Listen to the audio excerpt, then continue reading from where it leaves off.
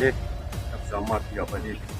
کم سے کم 10-11 کنه د مردان ښار په منځ کې واقعا سید جلال شاه بخاری قبرستان باندې قبضه مافیا قبضه کړې ده. د هوتی سیمې اوسیدونکو مردان پریس کلب کې د پریس کانفرنس پر مهال د ضلعي انتظامیې شکریا ادا کړې، ولې غوښتنې کړې چې انتظامیه د پیښور های کورټ په حکم سختۍ سره عمل وکړي او ودیرې نه د قبضه ختم کړي. د هوتی نائب ناظم او د تحریک انصاف هوتی صدر طاهر هوتی ویلي دي موږ غواړو چې ولس په دې تاریخي ادیره د قبضه مافیا د قبضې نه خبر شي او د خپل حق لپاره راپاسي. انتظامیه چې ایڈمنسټریشن د دې شکریا ادا کوو او دویمه دا خبره کوو چې تاسو په وساطت باندې د نور عوامو ته پته ولګي چې یاره دا خلک راغلي قابضینو په دې ځای قبضه کړې ده، نو چې نور عوام هم راپاسي ته دا پته ولګي چې یاره دا خلک لګیا دي او د دې مقبرې لپاره لګیا دي د الله د رضا لپاره، چې دا